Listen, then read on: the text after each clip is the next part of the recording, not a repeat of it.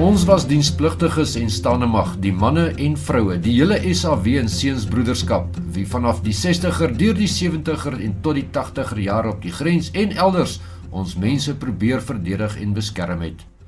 Om die kampvuur gesels ons oor die lag en die huil, die stap en die hardloop, die drill en die marcheer, die oefen en die ontspan, die werk en die speel, die sweet en die rus, die vasbyt en die jiphou, die val en die opstaan, die baklei en die weghardloop, die suksesse en die mislukkings, maar ook die bloei en die doodgaan, die treur en die wroeging en veral die onthou. Ons onthou ons helde en gevalle makkers en die gewone soldate en polisiemanne, van troep tot korporaal tot sersant tot offisier, wit, swart, bruin en geel, wie saam onder die oranje, blanje, blou gedien het in Suidwes en Angola, in Rhodesia en Mosambiek en in Suid-Afrika self. Om die kampvuur vertel ons hulle stories, maar laat ons hulle ook self terugdink en pyns en onthou. Om die kampvuur, aangebied deur Willem Ratte. Hier is ons weer vanaand by Om die Kampvuur en ons gas vanaand sit deur aan die kant die water, maar 'n groot deel van sy lewe was hy hier in Suidelike Afrika. Baie interessante mens en ja, ek dink ek sal sommer begin deur hom voor te stel. Paul, good evening. Good evening, Willem. Before I ask the first question, I just want to tell you quickly that recently, not so long ago, I found out for the first time that my ancestors also must have come from France, because there's even a village in France that's named after us. Small little one-horse town, and it's like my ancestors and myself, keep a bloody low profile. Contrary to certain other people's ancestors, like yours, who rode high on a horse from France, Normandy, into England about 1,000 years ago, isn't it? Well, that was the first French that's been recorded. He was with the army of William the Conqueror in 1066, and they invaded England, and he was given land in the eastern part of England. So he was the first one, a guy called John the French, and that's in the Domesday Book, which was a massive ledger which was written to record all the holdings of land and goods in the entire kingdom. Yeah, and then they sort of spread out over the isles. Yeah, we've had our family DNA'd. So we've done a DNA test into our family, and I was amazed to find I'm 59% Irish. Oh, so they must have mixed. It was amazing, because we have a family recollection that the family used to live in French's Park in Roscommon in Ireland, and that was basically confirmed with the DNA. I always thought we were English, mostly, but we're not. Mostly Irish, about 30% Southern England, and the rest is Scandinavian. So your people probably chased after all the Irish maidens. I don't know how they got there, really. I only think that they went there as part of invading armies in the 14th century and later the 17th century. Yeah, must have been. Yeah, and then another thing that I gathered from what you said is that your whole family has always been involved with the military. As far as I can make out, yeah, we've always had somebody in the army. I became a soldier. My brother was a soldier, but he was an engineer soldier. He was an engineer in the army. My father was a soldier. He was infantry. Both my grandfathers were soldiers. One was an engineer, and the other one was infantry. And before that, my great-grandfather's eldest brother was in the army, in the Victorian Army, in the 24th Regiment of the Foot for 21 years. One of those that you know any interesting stories about? We just know they were there. Yeah, he joined. His name was John George French. He joined the army in 1859 at the age of 18 under the name of George French. Perhaps he was trying to hide something. They posted him to the 24th Regiment of Foot at Brecon in Wales, and he was posted to B Company. They travelled around quite a lot. He saw service in the Indian Ocean, in Mauritius, the Kampvuur War in South Africa, and then they were in the Zulu War. And his company was at Rorke's Drift. Oh, and he was one of the survivors. And he was up and down the ranks quite a lot. He joined as an 18-year-old. Apparently, he must have been quite strong and fit because he was an instructor in gymnastics. And then after 3 years, he was promoted to sergeant, 1862. And then he lost it 6 months later, probably to drink, we think. And at Rorke's Drift, he was a corporal. He was promoted to sergeant the day after Rorke's Drift, and he lost his stripes. He was reduced to the ranks again in July 1879. So he was discharged from the army in 1880 at the age of 40 as a private soldier.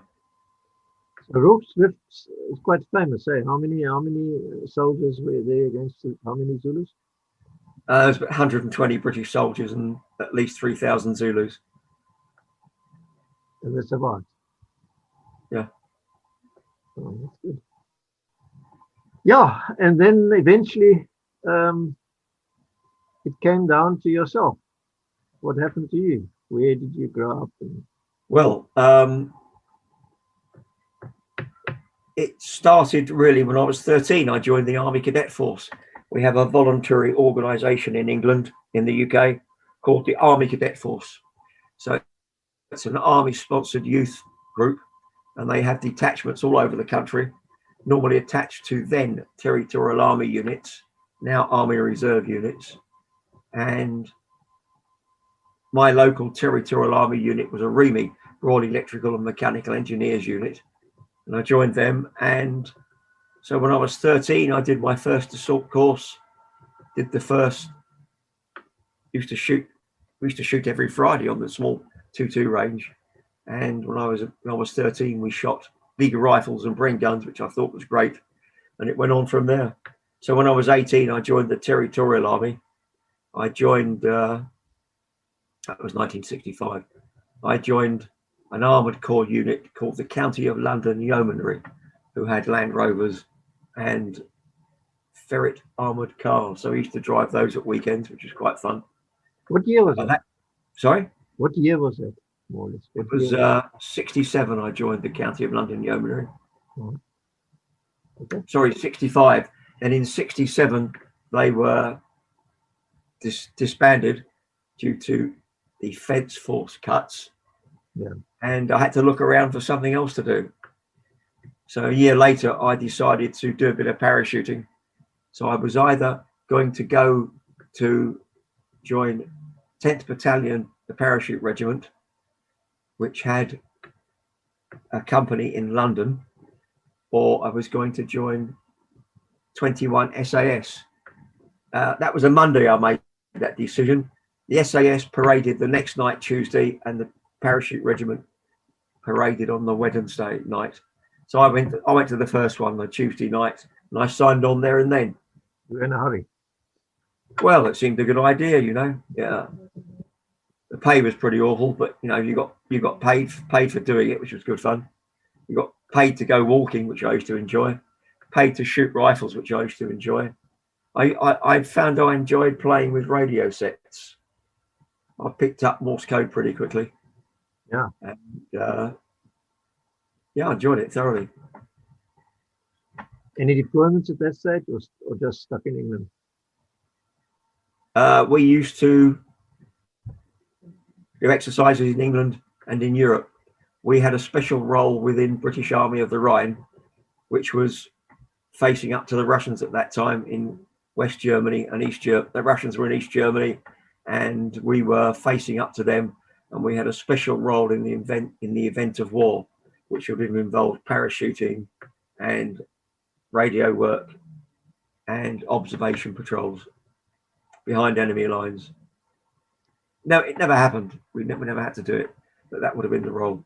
But there was quite a big presence, British presence in Germany, they say, in Western Germany. Oh, the British Army had 50,000 troops and an 800 tank army at that stage. Yeah. In northern Germany. Mm. And the Yanks had even more than the Americans. I don't know how many they had, but they were the biggest presence in Germany. Mm. Basically, there were 5 armies at that stage, 6, I should say. You had the Brits in the north, then the Belgians, then the French, and then the German, then the Americans in the south. So how long did you stay with the British SAS? Oh, with 21 SAS, I was with them from 68. I passed selection in 1968, which was good fun, actually. Thoroughly enjoyed that. What was it like? What was the British selection like? I really enjoyed it. Fantastic fun. We had to do lots of walking. Yep. We used to do things like part of the training for selection. We did 6 weekends training, then we had to do a 2-week selection course. And you get dropped off at night with a map and compass, and you'd have to, with no food, and you'd have to reach a certain grid reference on your map by dawn. Then you'd get another box of food, and then you get another grid reference, and off you'd go. So we spent the whole weekend walking. Loved it. Then we did the 2-week selection in the Welsh mountains. The first week was similar to the Rhodesian selection, which you did. You do 3 days of being messed around, wet, cold, tired, hungry, doing pointless things like carrying logs hours and hours across country in a team. And then you have an individual thing, climbing a ropes course and all that kind of thing for 3 days. That gets rid of half the people. And then you go on to the 5 days of walking across the mountains. And I thoroughly enjoyed it. Welsh mountains are beautiful when you can see where you're going. Quite often the mist is down and you can't see anything. Yeah. We had one Australian chap, nice guy, pretty fit, very well built. And we got to South Wales. It was a Friday night, because we used to leave work, get straight to the drill hall, get on the truck, drive to South Wales, and then they pull up at the Welsh mountains, and it was pouring with rain. Black cloud was on the ground. You couldn't see anything. Cloud base was ground level. And this guy wouldn't get out of his sleeping bag. He'd never seen anything like that before. Did not know what to make of it, because all the training, in fact, had been in southern England, which was, quite nice, warm climate. When we got to South Wales, it was freezing cold. Wind, driving rain, and you couldn't see which was up and which was down.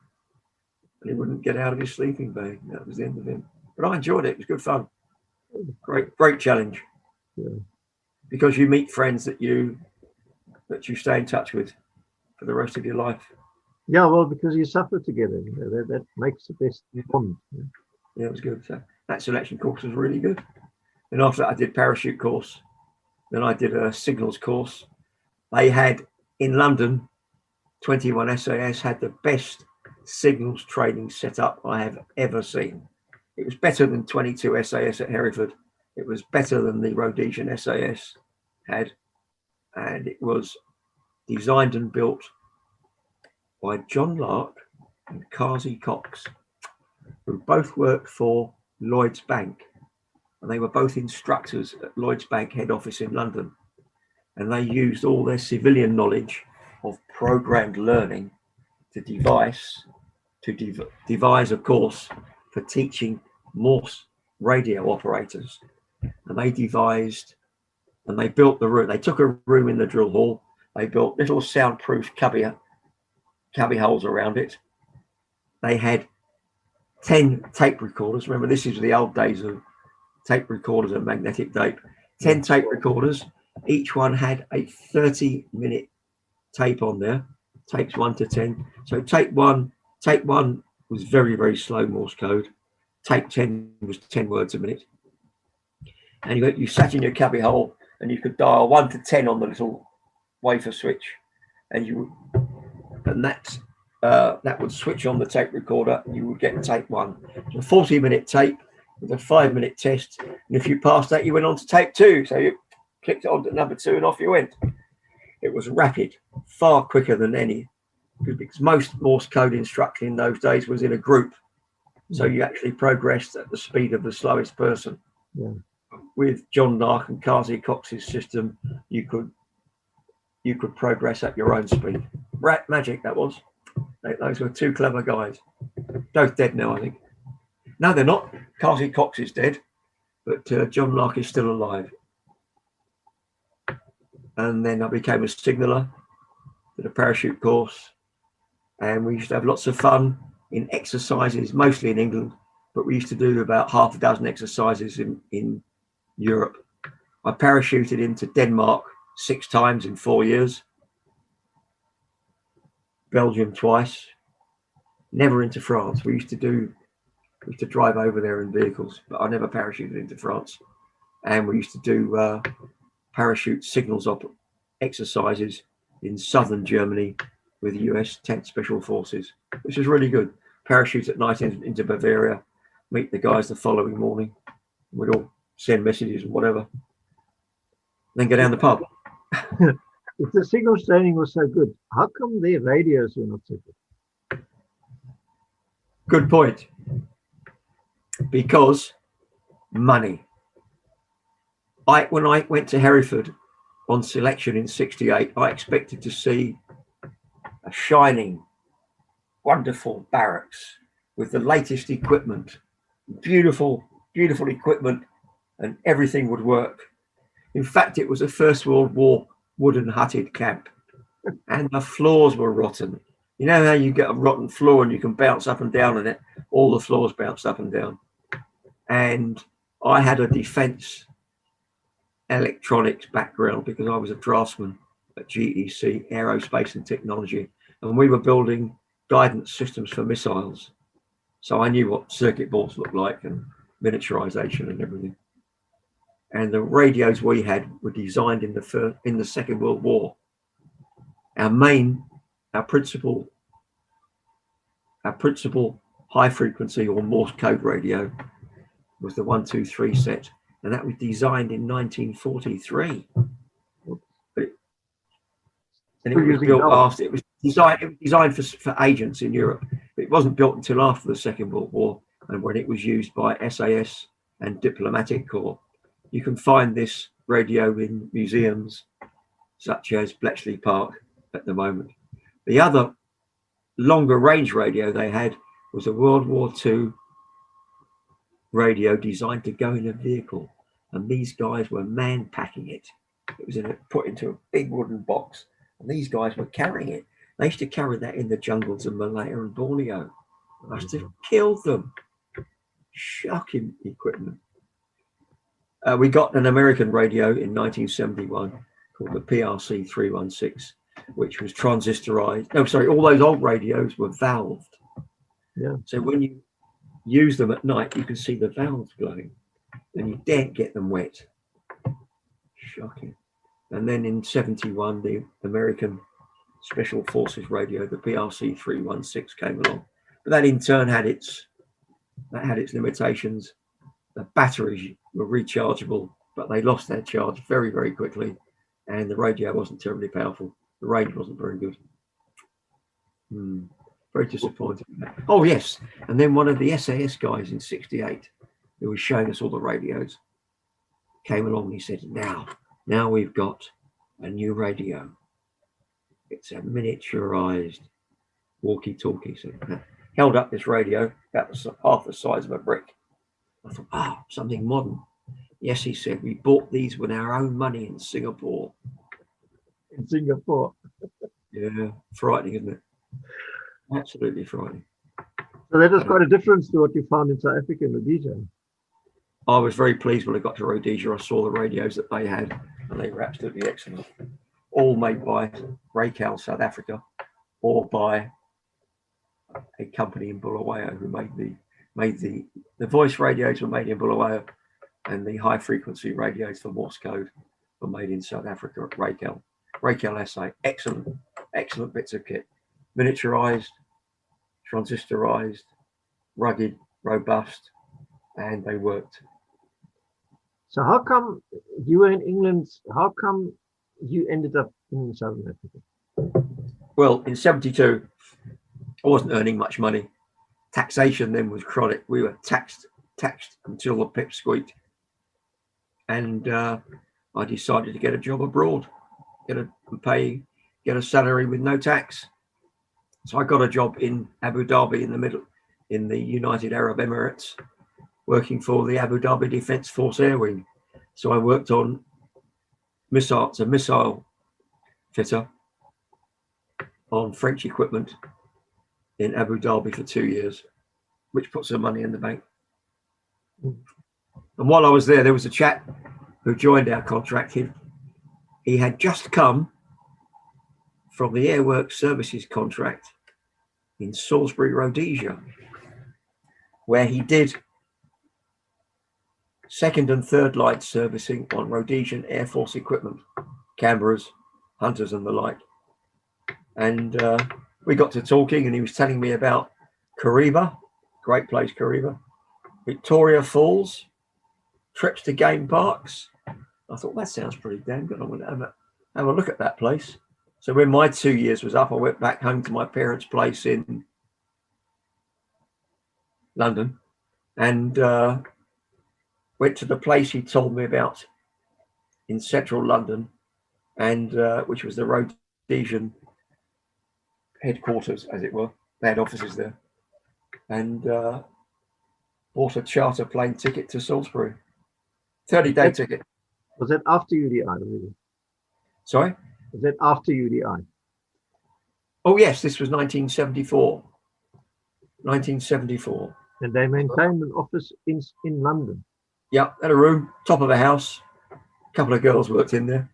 One of them was from Salisbury, and she was telling me all about how good it was and trips to Beira in Mozambique. Oh, sounded really cool. I'll give that a go.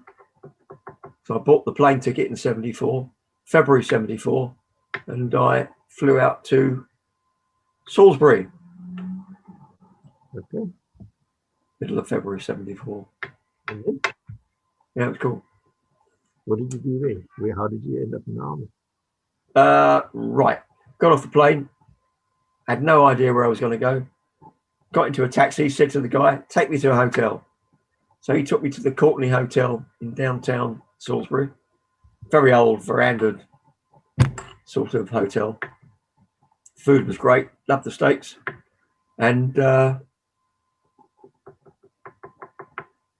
somebody in the bar, another conversation in the bar, somebody in the bar told me there was a parachute club. So I'd done some free fall parachuting in the British Army, you see. I'd done static line and free fall parachuting. And the guy told me there was a parachute club.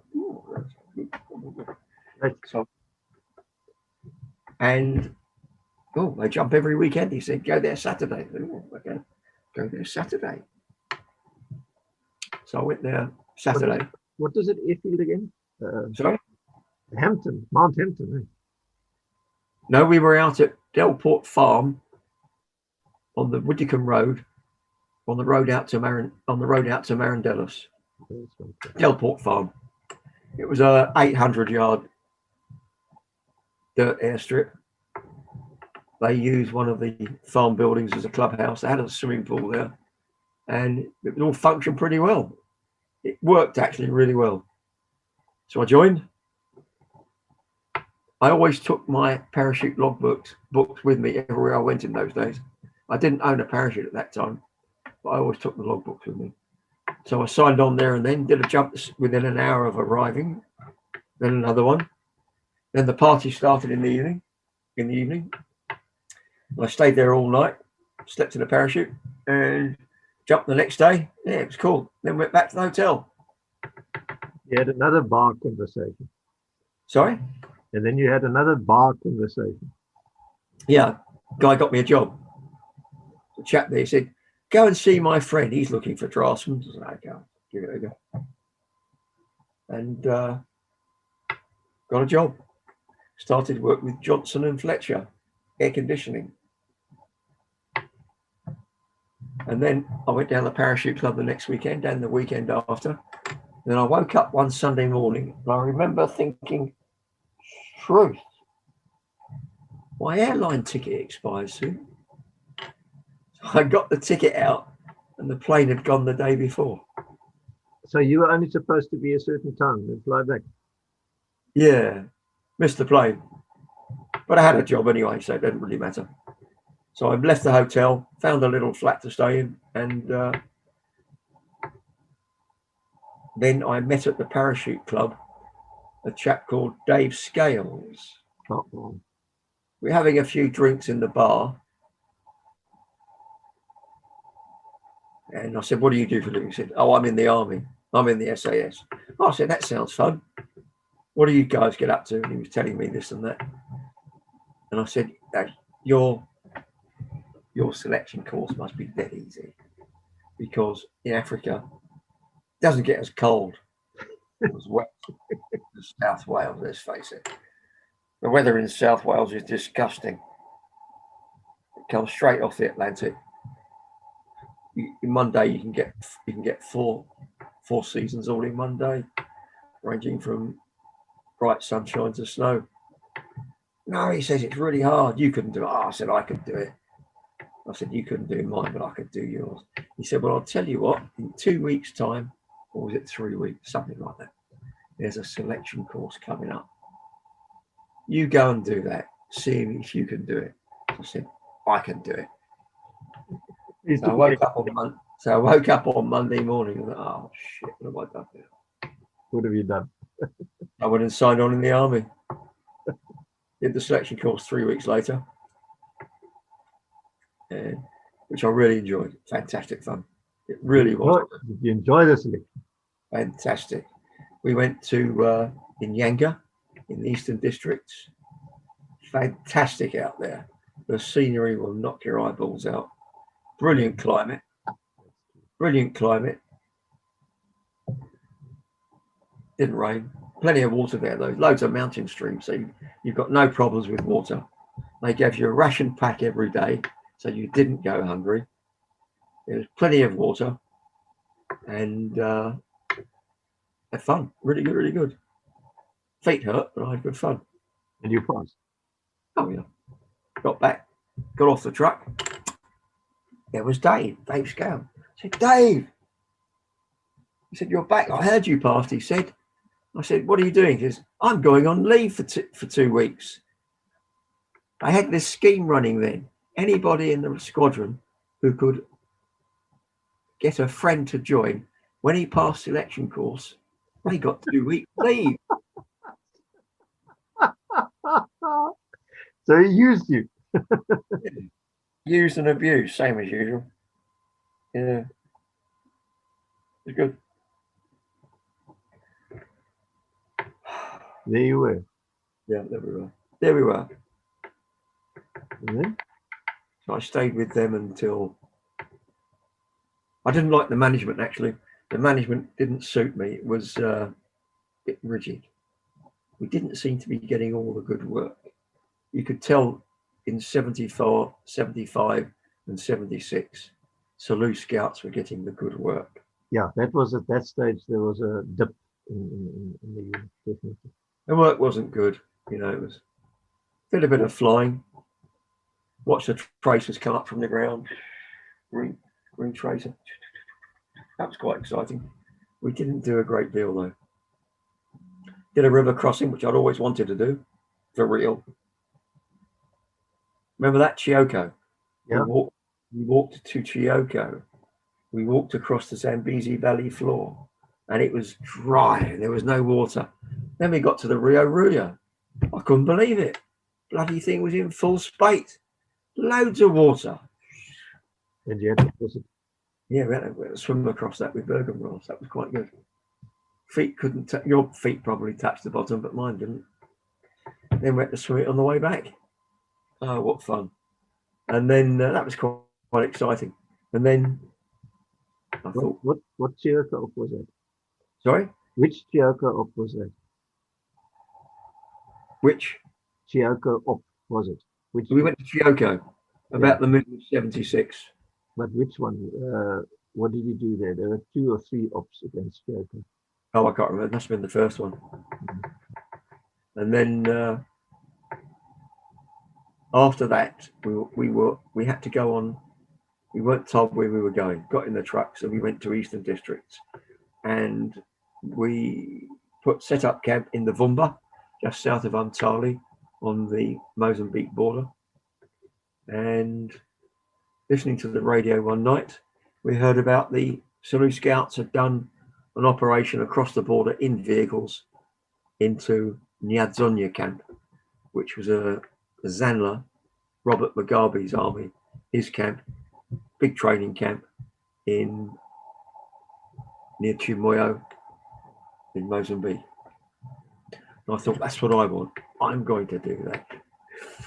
So I put in an application to do the next scout selection, which I did in September '76. Past that, it's quite good.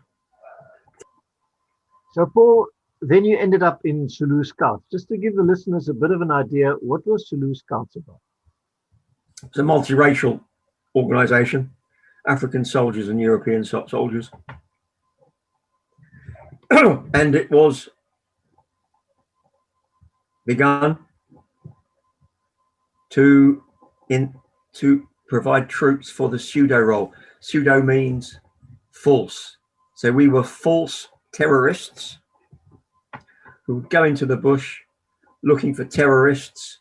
We would make contact with them, have meetings, become accepted by them, hopefully, and then capture them or kill them.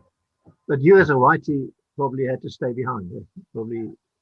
No, I used to cover my face in black stuff, hands and face. Towards, as the war progressed, there were contact men in kraals who knew what to look for. So people like me with a big nose would have to hide behind an anthill or on top of a hill, a gommel. And as the war progressed, I was taking a less and less active part in the killing and capturing. So the black Africans did most of the work. Yeah. Contact. Well, they had a 4-week selection course, which ours started off with 120 African soldiers, and we ended up with 40. And our selection course was 20 European soldiers, and we ended up with, I can't remember now, five, I think. What was their selection like? Oh, it was absolute grind. There was 5 of us from SAS on that selection course, and I didn't know there were that many going. But anyway, 5 of us turned up and did it. And for the first 3 days, they split you up into groups. We had 4 Europeans and 40 Africans with us. So I bash it up. I made a little shelter with an African chap, and we bash it up together. Quite a nice chap, actually. He was from our Rhodesian African Rifles. And he had a good standard of education. He could read and write. He was reading books. So he was questioning me all about European education and what books I'd read. I asked him what books he'd read. Yeah, it's quite interesting, really. And so I was with the other SAS guys. There was me, John Gardner, Dave O'Sullivan, Rich Callum, and Jean Deblay, French guy. And for the first 3 days, no food. Nothing. Mm-hmm. You have ropes courses, massive ropes course. Blimey, this thing. No safety at all, just ropes between trees. You have to climb up, climb along, climb down, run along, up another one. Oh, it went on and on, that bloody thing. We used to do runs. So we had sleep deprivation, food deprivation. We had some water because we were based up at the edge of the lake, and physical activity for 3 days. So at the end of 3 days, we were all absolutely shattered. And they got us on parade on day 3 in the afternoon on it. Got us on parade. All of us, everybody. And then a couple of trucks come onto the parade ground. It wasn't a parade ground, it was a clearing in between the trees.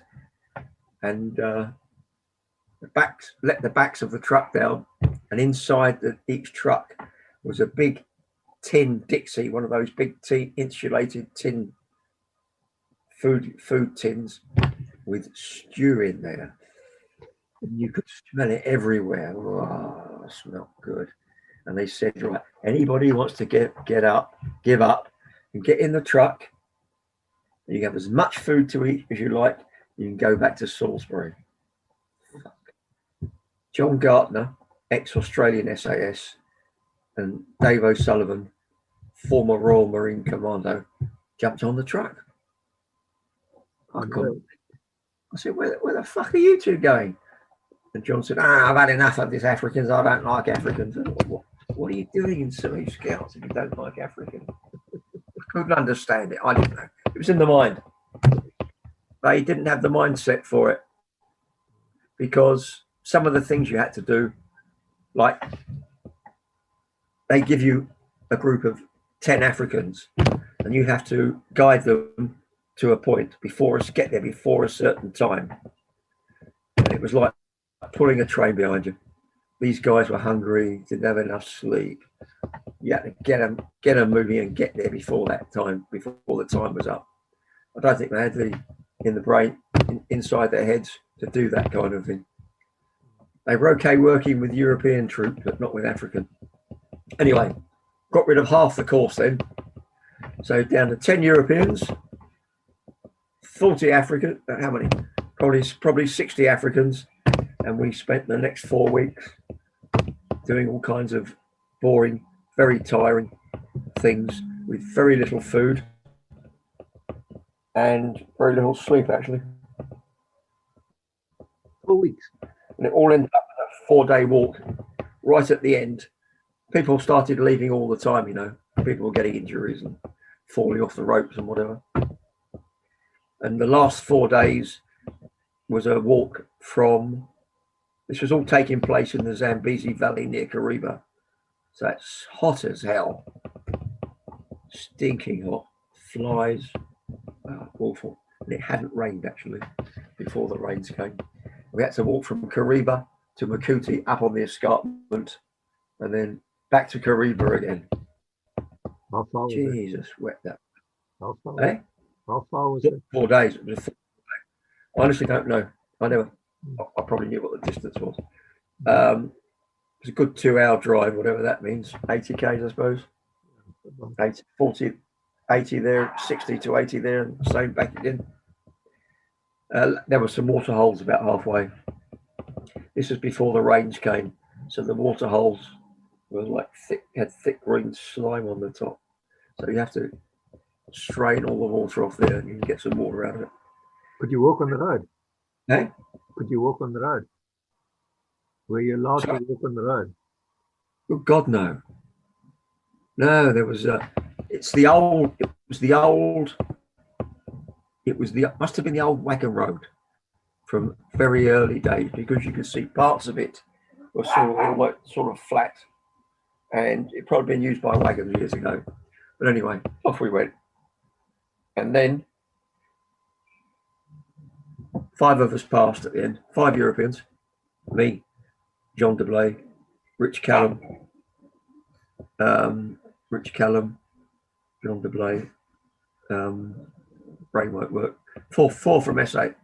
Yeah, 3 from SAS, me, John DeBlay, Rich Callum, a guy who had been in the Federation Army called Terry O'Leary, and one other guy whom I can't remember now. And we passed. Yeah, now we're in. Yep, now we're in. Then we got sent to troops. I went to number 6 troop, and Terry O'Leary and the other guy, they formed number 7 troop. I think it was a new troop that we got to form, number 7 troop. So there were 40 Africans and 2 Europeans. They formed their own troop, and I went to 6 troop, and with 2 Rhodesian guys in charge and about 40 Africans. They were a mix of enlisted soldiers and ex-terrorists. Do you remember you remember a camp attack we did in SAS called Mavui? Yeah, very much so. We did that in January 76. That was quite a good attack. That worked. We thought we killed 20, but one of the guys I worked with in 6th Troop had been there, and he said we killed 40. That was when they said, I was in the mortars on that. You were in the mortars, yeah. They said that when the assault group opened up, they could see the scratch marks. They were busy doing PT in the morning. Don't know. Oh. Well, anyway, our troop was organised like a terrorist troop. You had the commander, you had the political commissar, you had the quartermaster, you had the medic, and you had the soldiers. And the political commissar was a very nice chap who had been trained in Tanzania,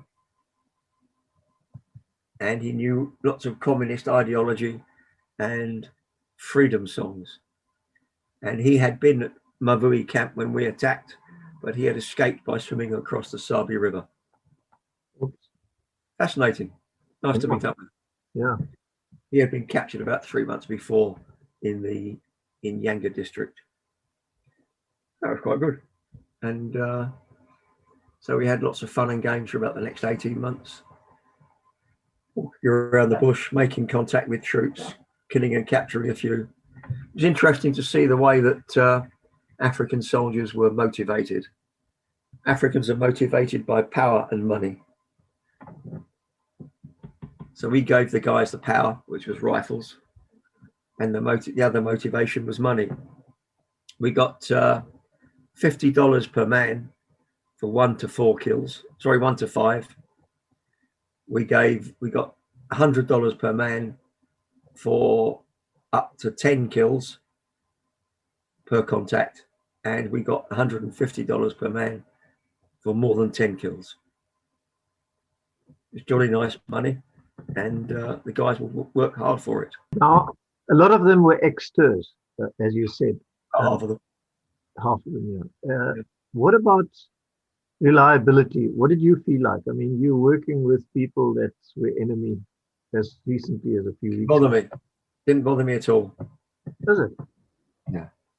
And on the ground, did they all stay loyal? Yeah, they did. I had 3 of them to look after me, my bodyguards. 1 enlisted man and 2 ex-gooks. Nice guys, they were good.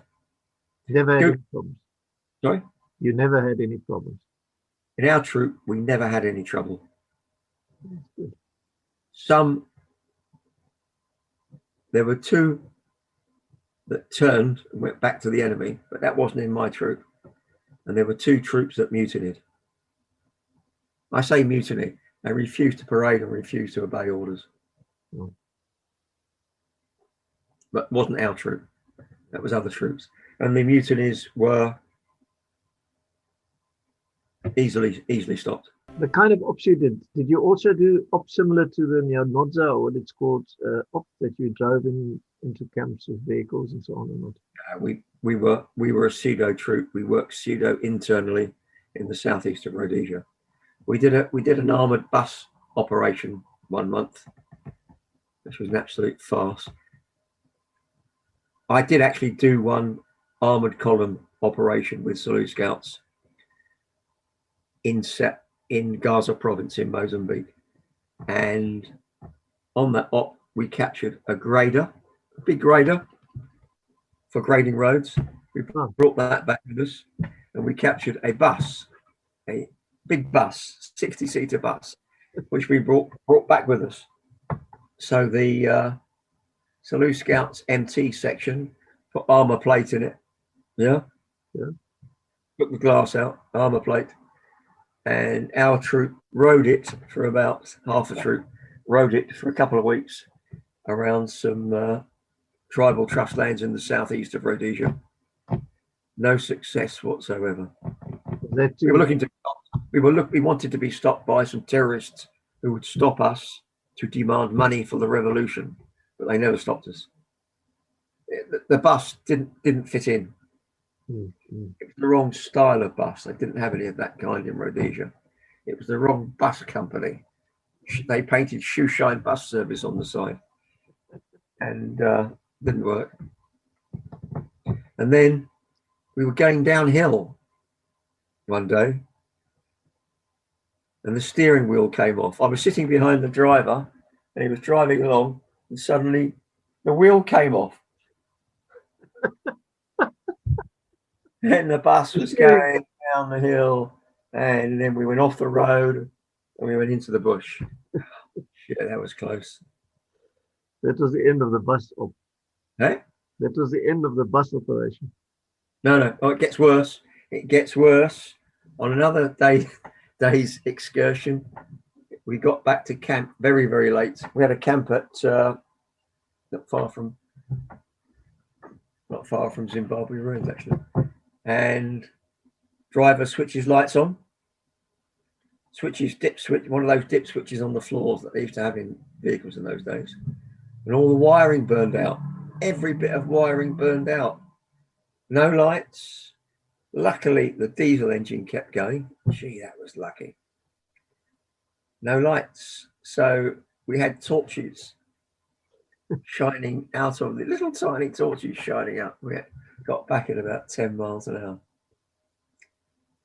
It gets worse. It had so much stuff on it. Grenade launchers, RPGs, 50 cal, armor plate.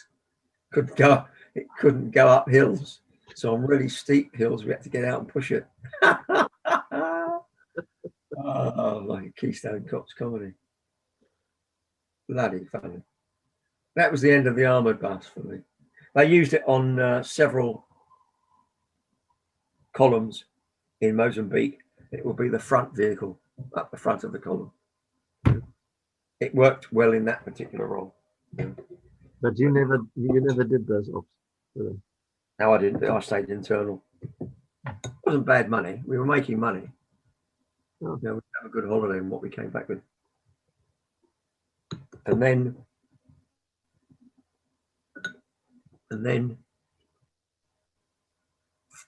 I had enough of it, actually. The end of my 3-year contract came up and I'd had enough of it. You can have enough of that kind of lifestyle. You lot were all jumping out of aeroplanes, shooting up camps. The management in SAS changed in 78. A more progressive management arrived and you were getting more work. Basically, the new management, which was Garth Barrett, had the ability to sell his services to Army headquarters in a better way than Brian Robinson had done. Yeah? Yeah.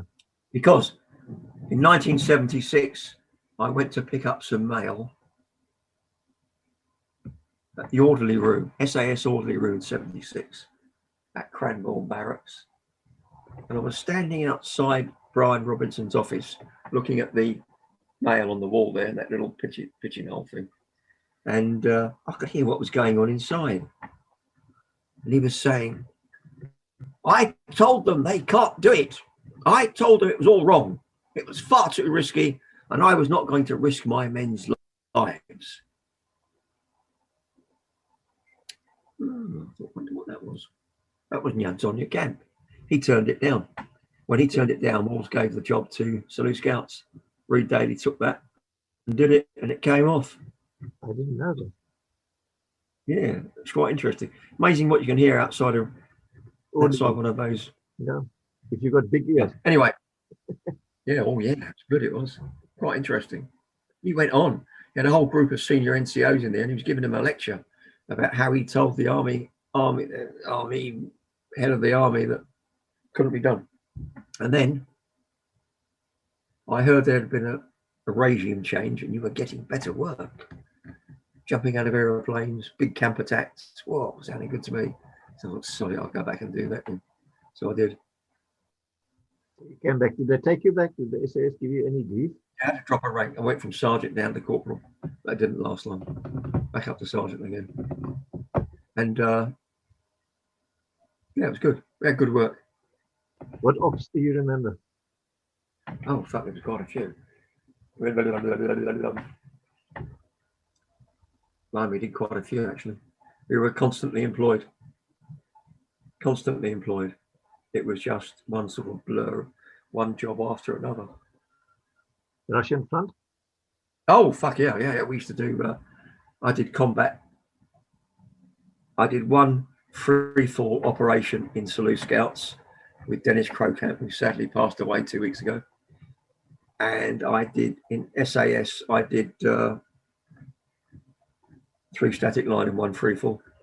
The free fall jump was into the north of Zambia, where we blew up the Chembeshi bridges, 2 bridges, 2 of the biggest bridges in Zambia.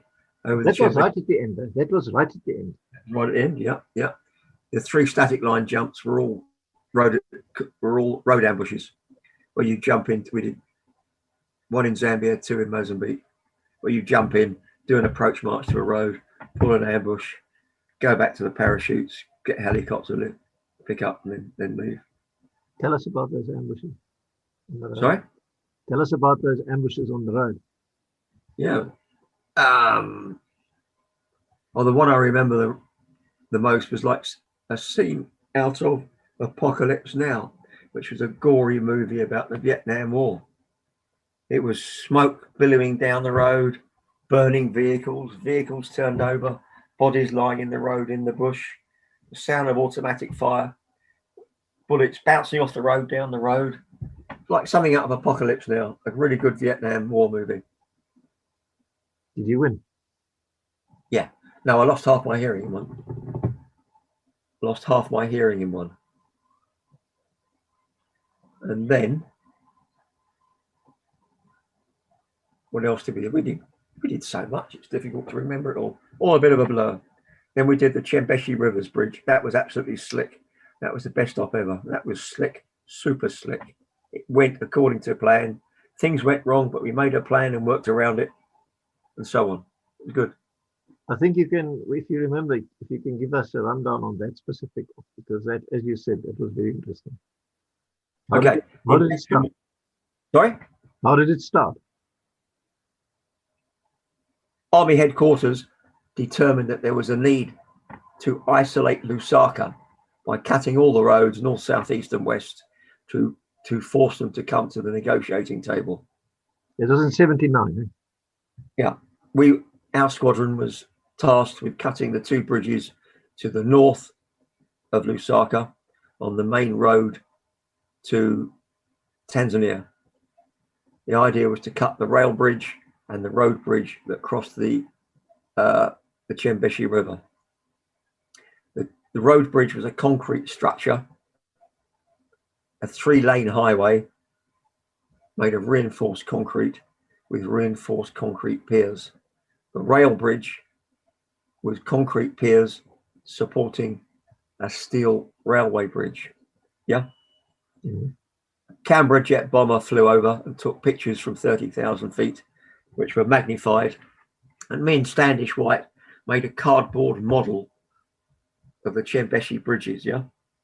Scale model out of cardboard.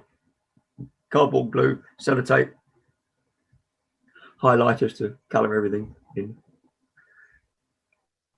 An engineering professor at the University of Rhodesia worked out the amount of plastic explosive required to knock the piers down.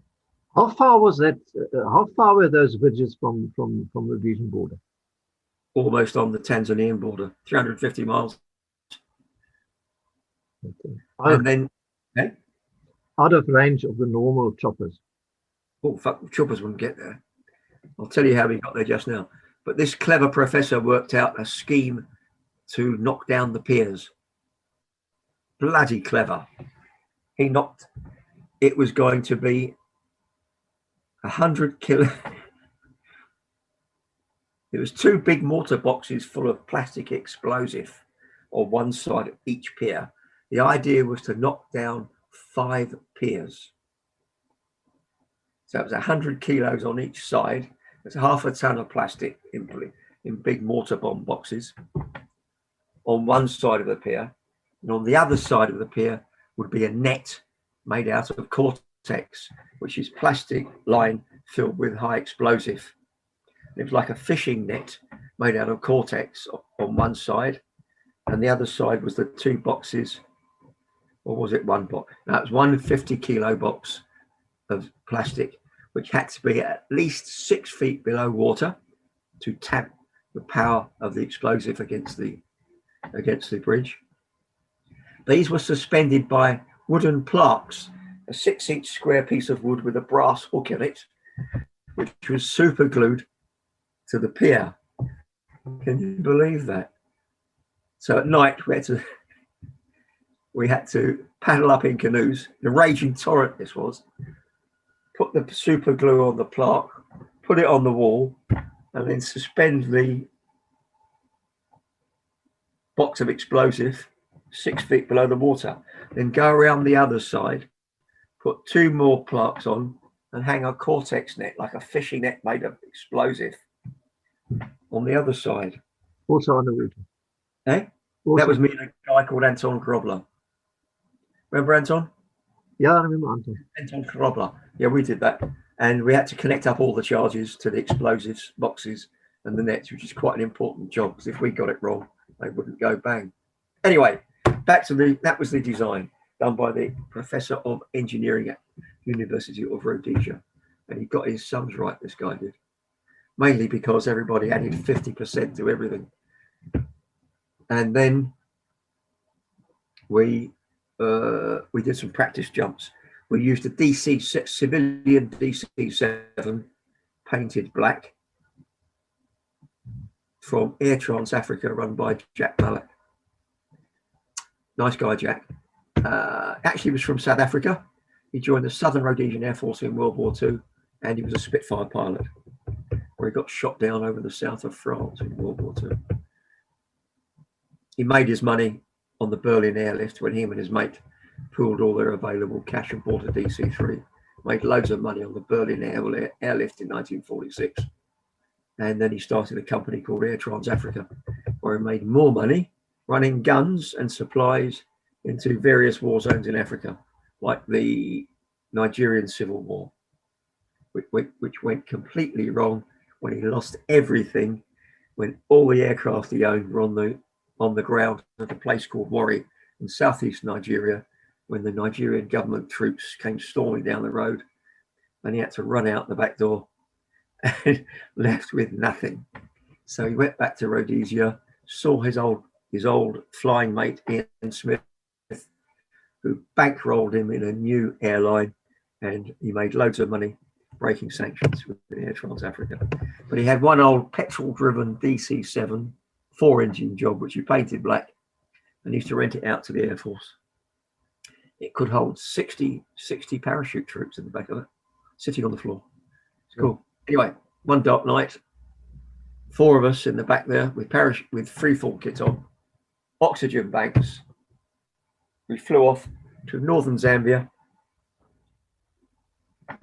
went into Tanzania in the cargo stream, came back, couldn't see the ground, too misty, shit. Came down a bit, came around, and on the second approach, Kevin Milligan, who was doing the spotting, just saw the corner of a lake. So we were all we were stood up in the door waiting to jump, and I thought it was going to be binned, we'd have to go back and try another night. And he said, it's on, go, go, go. All out of the door. 4 of us on free fall rigs. Box went out first with the 2 canoes, and we were under canopy. I pulled low because I wanted to see where the box went to. This was at night, eh? This was at night. Oh yes, at night. Yeah. It was at night, and I pulled low because I wanted to see where the box was, and I couldn't see the box I was under canopy, and I couldn't see the box. I think the box whistled in. The pilot chute didn't pull out the main canopy. Ooh, that's where in that box we had 2 canoes, 2 2-man canoes, and a spare radio and spare batteries. I had the main radio on my legs because I was a signaller, so that was okay. We had communications, but the canoes had gone in. That means we had to walk 60 k's cross country at the side of a river, crossing numerous tributaries and muddy patches and all the rest of it. Get to the bridge, make a reconnaissance of the bridge, confirm the dimensions of the piers, and then get back to the landing zone, ready to call in a South African C-130 with the other 12 static line parachutists with the canoes and the explosives. And more food for us. Bugger, we lost the box on the free fall job, but we made a plan and worked around it. We walked, which was a little bit tiring. But you like walking. Hey, You like walking. But we were on the banks of the river, and we had to cross several tributaries, which was more water and mud. So you've got all this gear on your back, and you've got to walk mud up to your knees. Jesus Christ, that was tiring. Then we got to the river, got to the bridge. I stayed with the 4 rucksacks just in case. The 3 guys stripped off and swam up to the bridge, measured it up and came back. And then we walked back to the landing zone where we sent some messages, confirmed the dimensions of the bridge, and waited for the C-130 to come with the 12 static liners and the boxes of the equipment with the canoes and the explosives on a little rubber boat, which took the big boxes of explosives. And then it all worked according to plan. Okay, so there you were on the edge of the river. What happened then? It took us 3 nights to walk to the bridges. We crossed many tributaries, all had quite a bit of water in them, and there was mud up to your knees. It was very, very tiring, but we worked around the problem, made a plan and got there. I guarded the 4 rucksacks while the other 3 guys stripped off and swam down to the bridges, confirmed the dimensions of the piers, came back, rucksacks on our back. We marched back another 3 nights to the landing zone, which had been selected from the map because there was very little civilian occupation in that area. C-130 came over. It was a South African C-130. Yeah, South African C-130. They flew it up especially for us to use because we needed an aircraft that would take some big pallets, and you couldn't throw them. The pallets were too big. We tried throwing big pallets out the side door of a Dakota. Didn't work. They jammed in the door, so that was out of the question. So it had to be a tailgate aircraft. Yeah. Mm-hmm. And we got all the parachutes, all the harnesses, all the packing put them in a big pile, and a fire came along. That was the end of the rainy season, tinder dry, and it burnt all the packing, the old parachutes and everything for us. And then canoes in the water, and we started to paddle upstream against the current, I might add, towards the bridges. How long did it take you to row up? Yeah. How long did it take you to row up? 2 nights. 2 nights canoeing against the flow of the water. We got there, and it started to rain that night. There was thunder and lightning when we got there. Quite exciting because you're canoeing along, and you have this lightning breaking, and it lights up the entire river, and you can see all the canoes one after the other, and all the paddles up there, sort of stationary. Freezing. It's quite fascinating. Anyway, then we got to work on the bridges and rigged them for demolition. And the guys were climbing all over the steelwork on the rail bridge, putting cutting charges on it. And then me and Anton connected up the explosives on the piers and the Cortex nets, and connected up all the connections for the initiating set. And then we went to the road, on the road bridge, across the road on the right side, heading down towards Lusaka, and the plan was to stop a truck, hijack the truck, and then drive south in the truck to within helicopter pickup distance of the Rhodesian border. Yeah.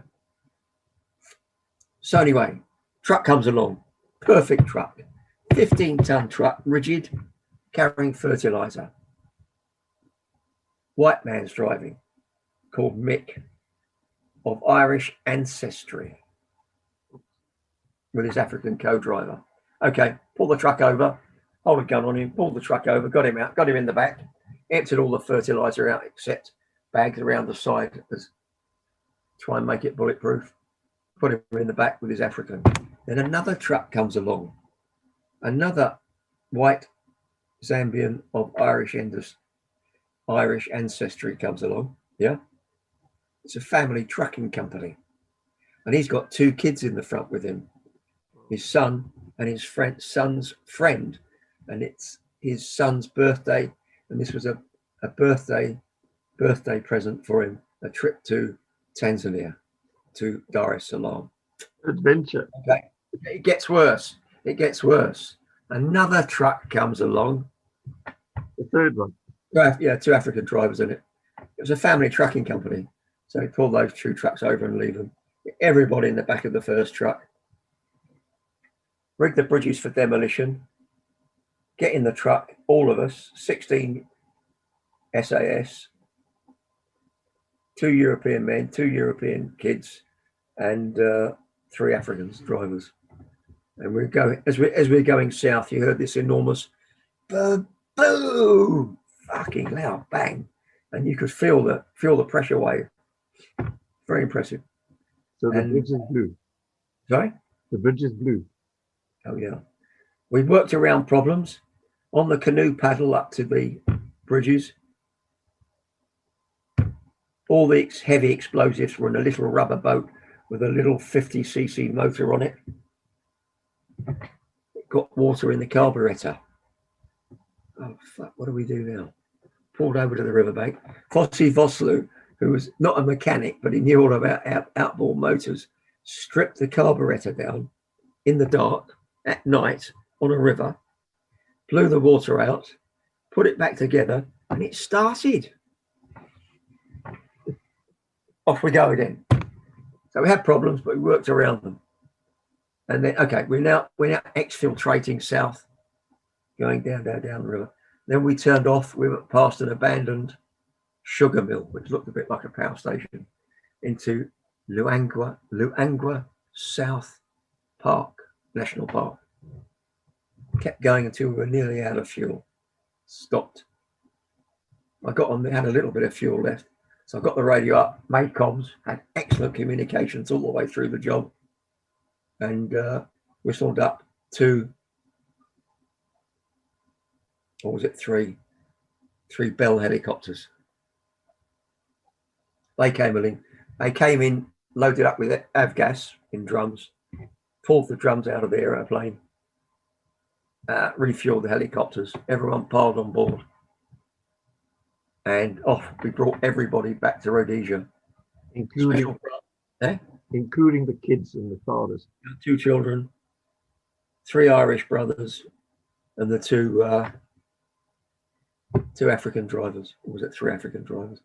Special branch put them up into a hotel in Jameson Avenue, which they loved apparently. They thought it was great. Bought them clothes and everything. How old were the kids? 10 or 12, 10 or 11. They must have thought it was the biggest adventure of their life. Yeah, they did apparently. I thought it was really good. And then they got another helicopter ride onto a road in Zambia. They flew them out of the country, put them on a road and left them there.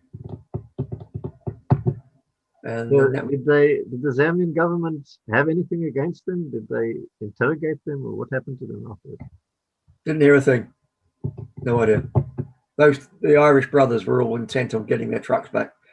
All their money was tied up in the trucks. And then he went for a few drinks with Jack Mallet, who owned the DC-7. And he said, he said, when I saw you lot jump out of the aeroplane, I thought I'd never see you again. So then we went to his office at Salisbury Main Airport and had a few drinks with him. Sadly, he died some months later, didn't he? When he flew his car into the ground. He flew a Spitfire. He crashed a Spitfire. The Spitfire that flew. In the jack. And then that was it. That was the best op. That was a super slick op, the op that went right. There were ops that went wrong, obviously. Yeah. Where they went so bad you couldn't make a plan. It was absolute cock up. I did a free fall job in Mozambique with Dennis Crocamp and another guy. We were supposed to be dropped 10 kilometers from the railway line. We were going to cut the railway line that ran from Malvernia down to Maputo. And it took us 4 days and nights to walk the railway line. We jumped at 22,000 feet on oxygen. And we were way off from where we should have been. We cut the railway line, but I ended up drinking my own urine because we ran out of water and it hadn't rained. And that night it rained. Couldn't believe it, could you? Somebody was looking after us. It rained, so we collected water, filled up the water bottles. So ops that go right, ops that go wrong. Right was the Mozambique National Resistance. That was fun. That was quite good. Enjoyed that.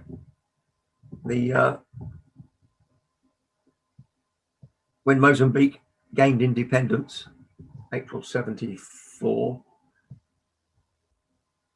well, April 74 was the socialist revolution in Portugal, and it was determined then by the chap who ran the military junta, Admiral Spinoza, that they will give independence to all the colonies. They'll all get independence.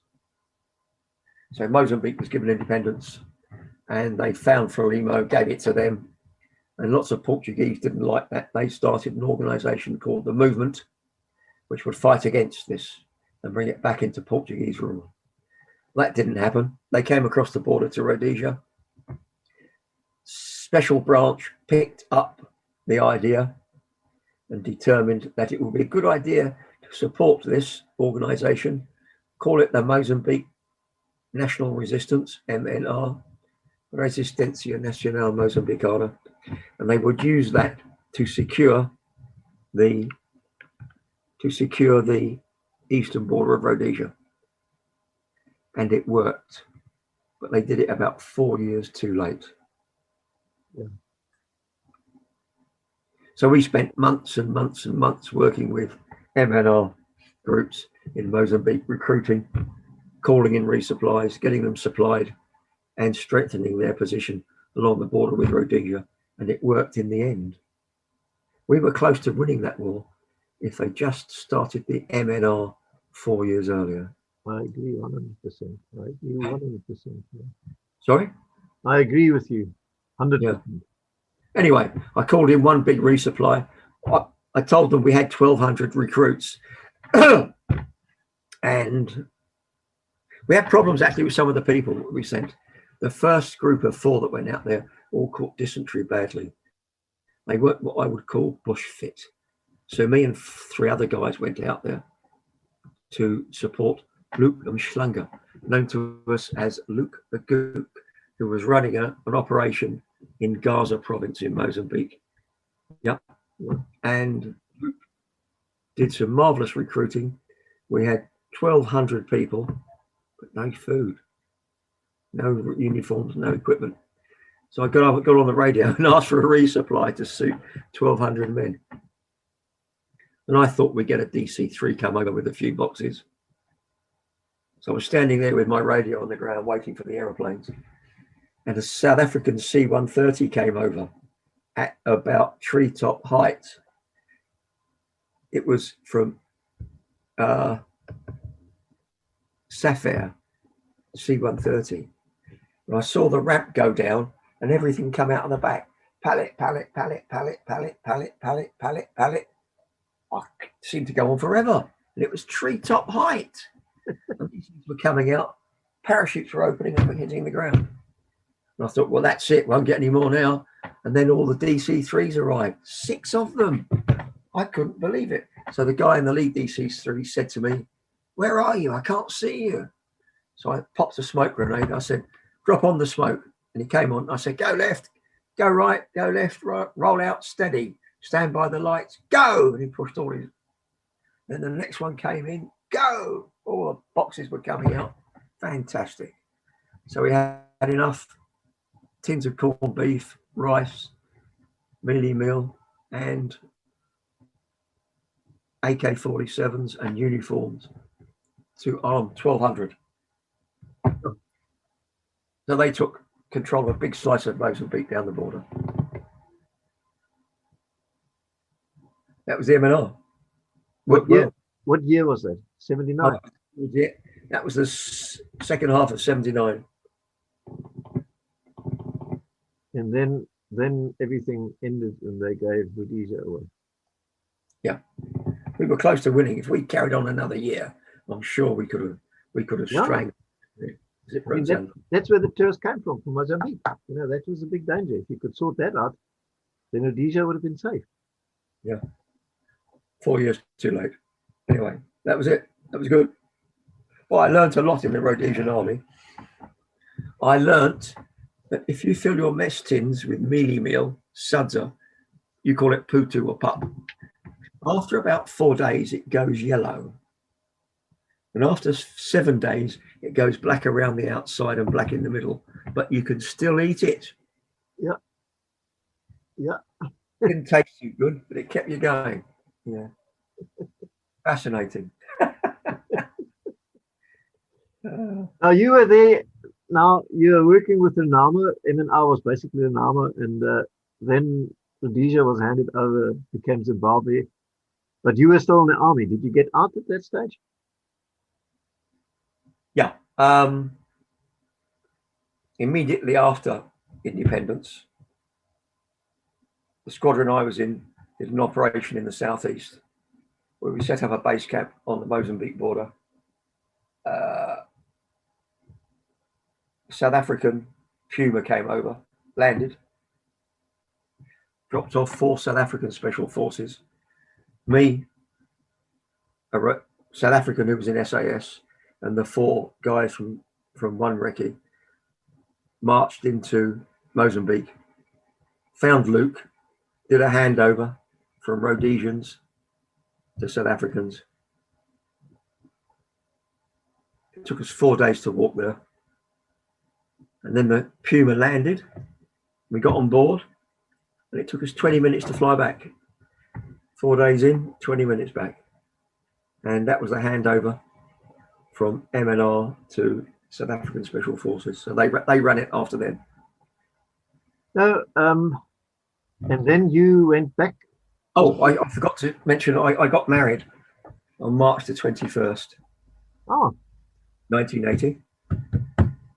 And then on March the 22nd, I left my wife and went down to the MNR base in a place near Umtali, and I drove one of the trucks, and we drove what was left of the MNR down to South Africa, to the Kruger National Park where they had a base.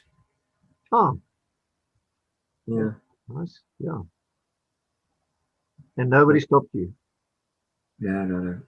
That was before independence. That was March 22nd. So it was just before April the 1st. Mm-hmm. So they got the MNR out.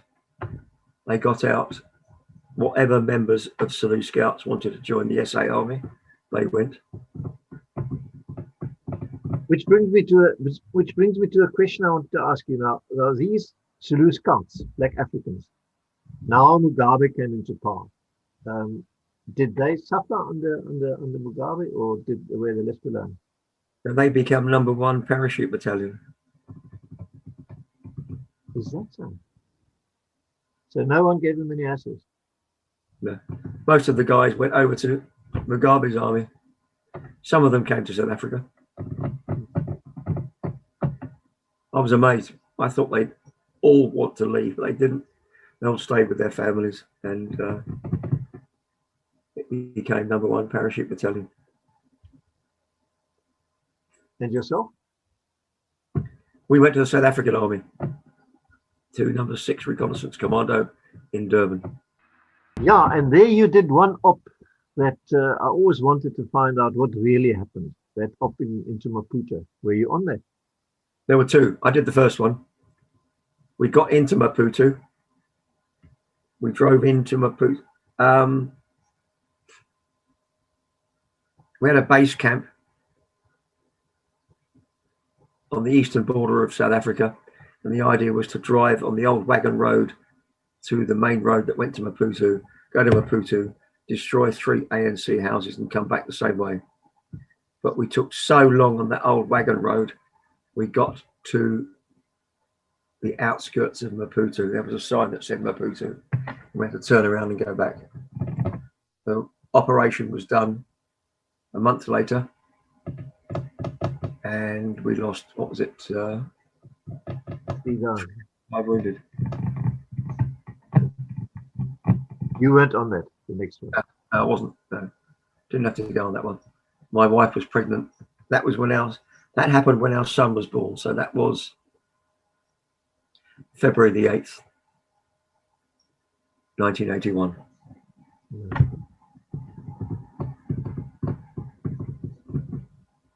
We didn't do much actually in the South African Army. It was a funny army because the pay wasn't very good. Couldn't really live on the money. Very difficult. You probably had a good wage as a major, but the rest of us at the bottom of the pyramid, we didn't earn much. No, I wasn't a major at that. So I went in as a lieutenant.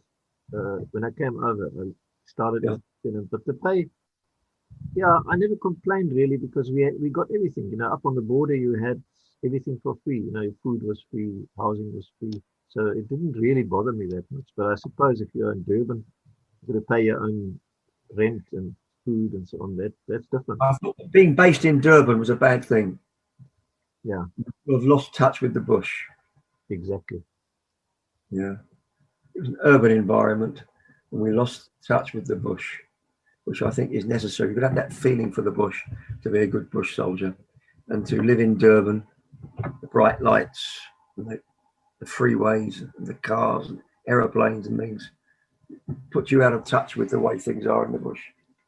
Funny that you say that, because I always felt while I was in Southwest on the border that was a big disadvantage of the reconnaissance commandos. Yeah, shouldn't have been in Durban. Should have been in a bush area of near the bush, on the edge of the bush. Yeah. So you stayed there only for a year, for 6. Yeah. And then Paul? Hit Civvy Street, got some civvy jobs. Ended up with a security company in Johannesburg, and still kept in touch with a lot of the old crowd. Then I got a good paying job in Angola, in Luanda, working for a Jewish diamond dealer, guarding his diamond house, which was quite strange really, because Luanda at that time, 1993, they had a devastating civil war, and country was in turmoil. Luanda must have been a beautiful town at one time, but it wasn't then. It was going to rack and ruin. People wanted security. They wanted stability. So our security company expanded. I ran the security in central Luanda, and we went from about 10 guys up to 120 in just a matter of weeks, because people wanted stability. The police and the army in Angola couldn't provide that. So it was up to a civilian security company to provide it. But were you allowed to carry weapons? Yeah. We had Angolan firearms permits. I had one for an RPG-7, 50 caliber machine gun. Just did it for a laugh, to see if they would give it to me, and they did. It was really hilarious. Oh dear. You can buy anything there. We were doing cash in transit as well. So the guys who were running the big shops needed to lock their money up safely at night. So we used to go and pick it up in the late afternoon, lock it in our warehouse. And we were carrying a truck full of money, huge amounts of money. And we said to our fixer, look, we need a bigger truck. So he come back half a day later with a BTR 152, which was a Russian 6-wheeled armored car. Cool, actually. Stands out a bit. Somebody will say something. Go back and fetch us a real truck, you know. That was it. Hilarious. That was absolutely funny. You could buy anything on the streets of Angola. Shocking place. Yeah. You didn't stay there long. No, there were 5 independent diamond dealers, all Jews. Our boss was from Portugal. His other mate was a Portuguese Jew. Another guy was from Antwerp, and so on. So we did the security on the 5 diamond houses.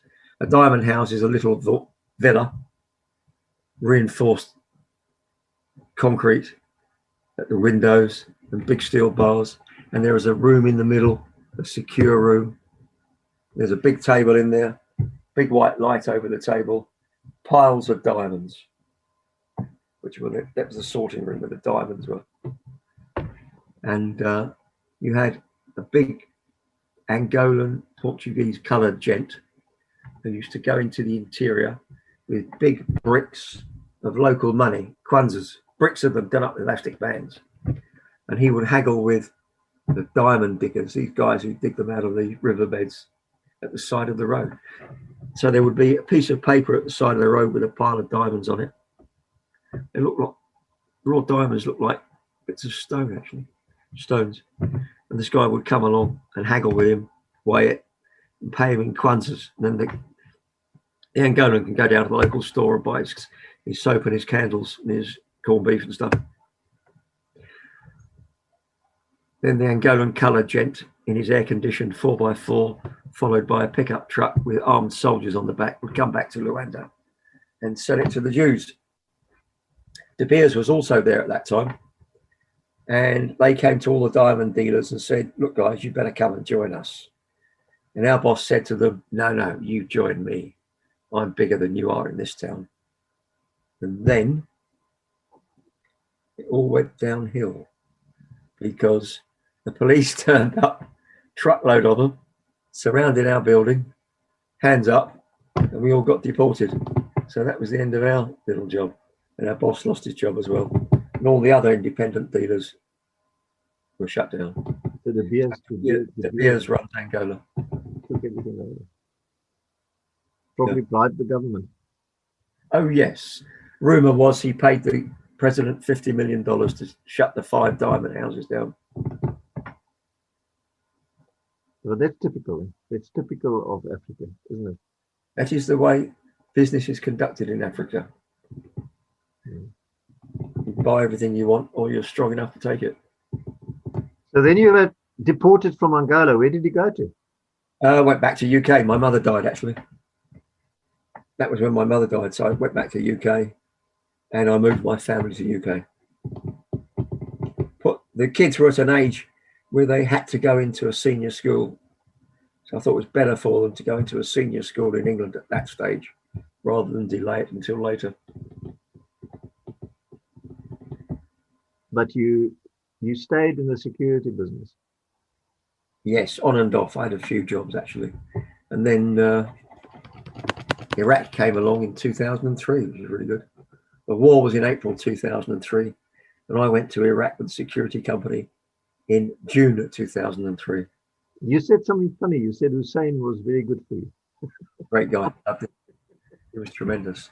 Man, we had good wages in Iraq. Very dangerous, but we had good wages. It was it's crazy. Yeah. When just after the war, I drove from Kuwait up to Baghdad. We drove to Basra first and then up to Baghdad. Lines of armored vehicles, one after the other, all the hatches open. The guys at Iraqis had just abandoned the vehicles. Huge numbers of armored vehicles, all Russian, of course. Yeah. Just left it. Yeah. Just left it, by the way. Abandoned. Yeah. Amazing. What happened to all those? I don't know what the Americans did with them. They collected them all together, stuck them on old airfields and left them. But what happened to them afterwards? Did someone collect them or scrap them, or what happened? I don't know. The Americans swept them all up, took them off to airfields and left them there. I don't know what happened. No idea what happened to them. But I worked for USAID to begin with. It's quite interesting because it was good until July the 20th, and everything went bad. Before July the 20th, the Americans were in the streets handing out sweets to kids, hearts and minds stuff, you know. On July the 20th, it happened together. All over the country, there were attacks on Americans. In the street I was in, somebody put a grenade inside an armoured Humvee. A Humvee, when it's armoured, is difficult to get in and out of. Somebody threw a grenade in there, killed 4 Americans, and then it all went downhill from there. Very, very bad. Very, very dangerous after that. Anyway, we worked for USAID. USAID were touring the country, giving money away. They were giving money to people who needed it to rebuild the country. They were giving money to schools, hospitals, universities for projects. And USAID employs academic style people who are not on the same planet as you and me. They are academics, heavily qualified in civil society, the law and other things, which has no relation to the real world. And these guys were giving money away like water. I often wonder where some of it went. And one interesting group who came up wanting money were Iraqi Yazidis. Who are they? Devil worshippers. They worship Lucifer. One of them was explaining to me Lucifer was not really the devil. He was actually a guy who fell out of favor, but he was reinstated by God, and God had him back as his right-hand man. So Lucifer was a good guy, and they wanted money to build a school for Yazidi children in Tal Afar, which was in northwestern Iraq. So they didn't get any because the guy who ran USAID said, if this gets into the papers in America, George Bush is financing devil worship, we're all out of a job. Oh, funny. They didn't get anything. That was the end of the Yazidis. Yazidis had a very, very bad time under ISIS. Yeah. And then, what else did we do? And then I got onto the Iraq currency exchange scheme, trucking old currency out and new currency into the banks. Truckloads of it. You wouldn't believe how much. An Ilyushin 76, big Ilyushin will come in. It was so big in the back, it had its own little forklift in there. They bring out all the pallets of cash, go onto our trucks, and we take them to banks. We lost 1 dead, I think, on that job. Our little group. We were based in Basra. We lost 1 dead, I think. That was all. Wasn't too bad at all. How did you lose him? Sorry? How did you lose him? How did you lose it, Manga? They mortared the airfield one night and he died. He caught some shrapnel. Then, after the currency exchange scheme was finished, I joined a company called Global, and we did route security enhancement. That's a job where that means going out looking for ambushes and road bombs. So in the mornings, we used to go out on these routes looking for things which were out of place, such as milk churns with little antennas sticking up and abandoned cars at the side of the road that were going to go bang when you came up to them. The first year of that job, we had 120 Fijians and Nepalese and 20 Europeans. We lost 2 Gurkhas, 2 Fijians, and 1 European. 5 people. Casualty rate, yeah. Oh, casualty rate was much higher. We had loads of wounded. Yeah. 2 of the Fijians were killed by a roadside bomb. They were driving along. We used to drive in platoons of 3 to 4 vehicles. The guys used to put nails hammered into the tarmac to stop the cars with punctures, and then they would put at night, they'd come along, leave her out a curbstone. They made their own curbstones with artillery shells inside, put that back in the curbstone, and we think it was a 155 artillery shell destroyed one of our vehicles and killed the 2 Fijians. We lost 2 Gurkhas. Pickup truck went over a pressure mine. Very clever. They'll put the pressure device here, and they'll have an explosive charge on one side, explosive charge on the other.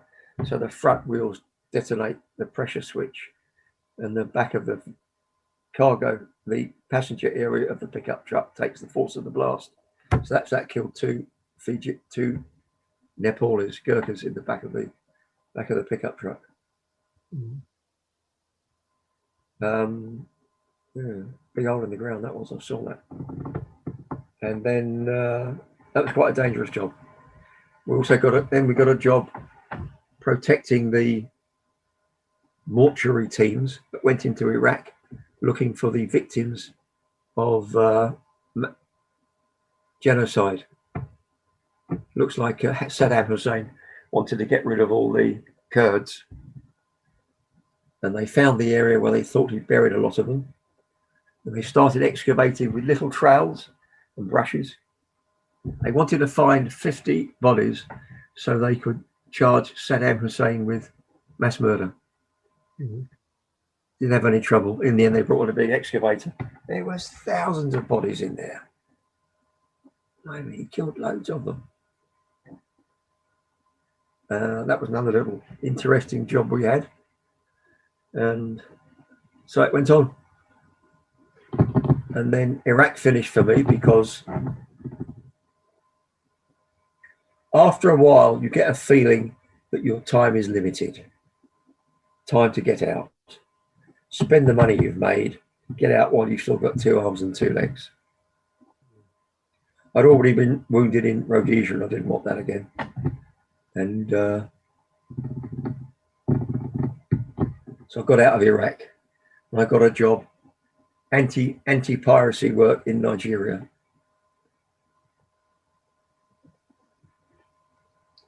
So you got wounded in Rhodesia. What happened? Where? Oh, at one time I was firing a rifle grenade and it went off. That blew my hearing out. Lost a lot of my hearing there. Then another time, we were in Zambia having a firefight, and a bullet went under my cap. I've got the cap here with the hole in it, and it just touched the side of my head.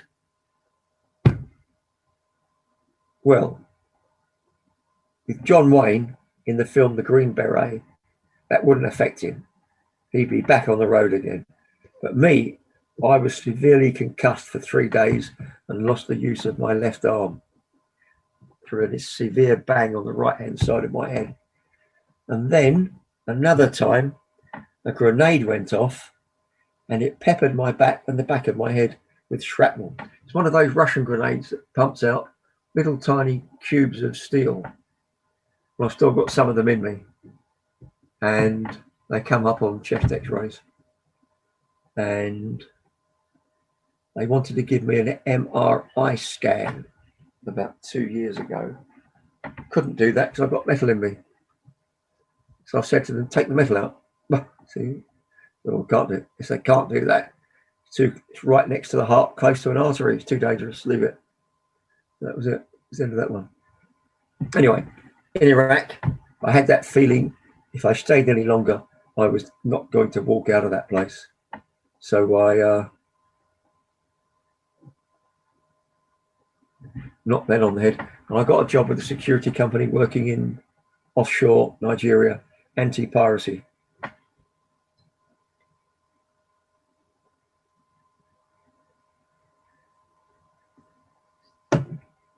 Oh, Saddam Hussein was a great guy because he paid my mortgage, paid off the bond on my house.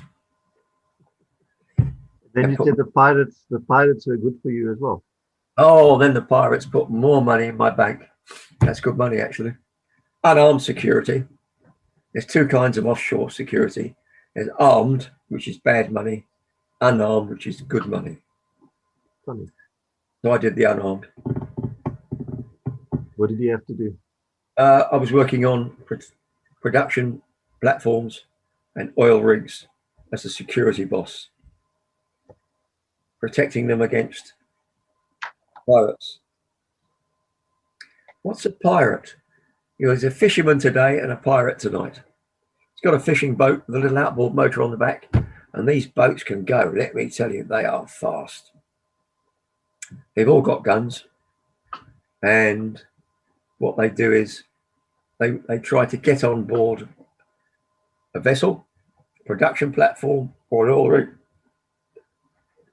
capture a white man or two, because the white skin is very valuable. Yeah. Take them back to shore, stick them in a tin shed in the swamps, and they negotiate for ransom. But it's very difficult in Nigeria because it takes about 6 weeks to get somebody out of there. The average stay in the swamps is 6 weeks. Everybody's got to be paid off. Everybody wants their cut. Politicians want their cut.